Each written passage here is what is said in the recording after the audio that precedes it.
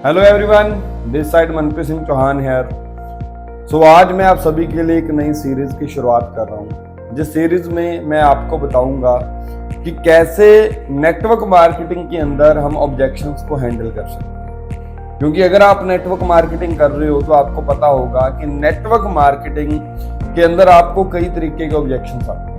Network marketing इन्हीं 7, 8 या 10 objection होते हैं ऑलमोस्ट सभी को, और यही 8 से 10 ऑब्जेक्शन के अंदर नेटवर्क मार्केटिंग कवर हुई। और जिस भी इंसान को इन 8-10 ऑब्जेक्शन के बारे में अच्छे ढंग से क्लियर करना आ गया या इन 8-10 ऑब्जेक्शन को हैंडल करना अच्छे तरीके से आ गया, वो इंसान नेटवर्क मार्केटिंग में काफी अच्छी ग्रोथ लेगी। हाँ, लेकिन वो मैटर अलग है कि आपको रेशियो का ध्यान रखना पड़ेगा, बट फिर भी ऑब्जेक्शन हैंडलिंग नेटवर्क मार्केटिंग के अंदर एक सबसे बड़ी स्किल है। 80% जो काम हमारा रहने वाला है वो रहने वाला है ऑब्जेक्शन हैंडल करने। और अगर आप इस स्किल को मास्टर कर जाते हो तो आप नेटवर्क मार्केटिंग की बेहतरीन ऊंचाइयों तक पहुंच। तो अगले 7 से 8 दिन हमारी लगातार सीरीज की वीडियोस आएंगी, जिनमें हर एक सिंगल ऑब्जेक्शन मैं आपका क्लियर करूंगा कि किस ऑब्जेक्शन को कैसे आप क्लियर कर सकते हो। लेकिन ऑब्जेक्शन क्लियर करने से पहले मैं आप सारे ऑब्जेक्शन के बीच में आप सभी को एक कॉमन फैक्टर बता दूं।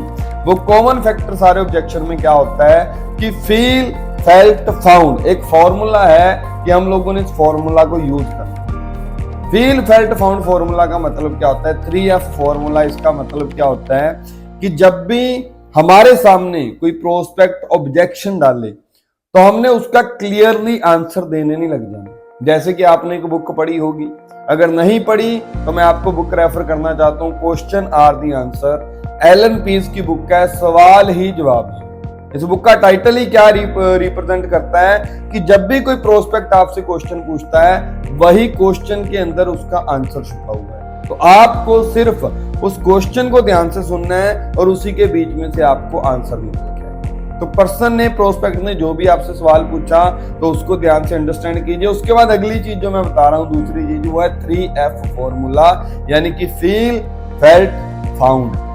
जब भी प्रोस्पेक्ट आपसे ऑब्जेक्शन पूछे तो आपने क्लियरली आंसर देने नहीं लगना। सबसे पहले तो उस क्वेश्चन के बारे में और जानना है उसी प्रोस्पेक्ट से, और जब प्रोस्पेक्ट ने आपको बता दिया तो आपने अब वहां पे उसके साथ एग्री करना है। हमेशा एक चीज का ध्यान रखिएगा, बहस में आप अगर जीत गए तो आप बिजनेस में नहीं जीत सकते, और अगर आप बिजनेस में जीतना चाहते हो तो बहस में कई बार आपको हारना भी पड़ सकता है, क्योंकि हर बार बहस करना हमारे लिए फायदेमंद नहीं है।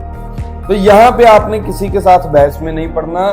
जब भी कोई प्रोस्पेक्ट आपसे कोई क्वेश्चन करे तो आपने पहले उसके साथ एग्री करना है कि हाँ, मैं आपकी बात के साथ बिल्कुल सहमत हूं। आज से महीना, 2 या 3 महीने पहले जब मैं आया था, सेम मेरे को भी ऐसा ही लगा था। मेरे को भी यही लगा था कि हाँ यार, इस इंडस्ट्री में प्रोडक्ट बेचने का काम होगा। एग्जाम्पल बता, इस इंडस्ट्री में प्रोडक्ट बेचने का काम होगा। लेकिन जब मैंने इस इंडस्ट्री की ट्रेनिंग्स ली, जब कंसेप्ट को मैंने सीखा, जब कंसेप्ट को मैंने अंडरस्टैंड किया, तो मेरे को पता चला यहाँ पे ऐसा कोई भी काम नहीं। ये simple feel, felt, found formula आपने हर एक ऑब्जेक्शन के अंदर सामने वाले प्रोस्पेक्ट के साथ यूज करना है। और अगर ये फॉर्मूला आप अच्छे ढंग से अप्लाई करना सीख गए तो आपको बड़े अच्छे तरीके से रिजल्ट आएंगे। लेकिन एक दिन में ये स्किल आप मास्टर नहीं कर सकते। इसके लिए आपको टाइम लगेगा।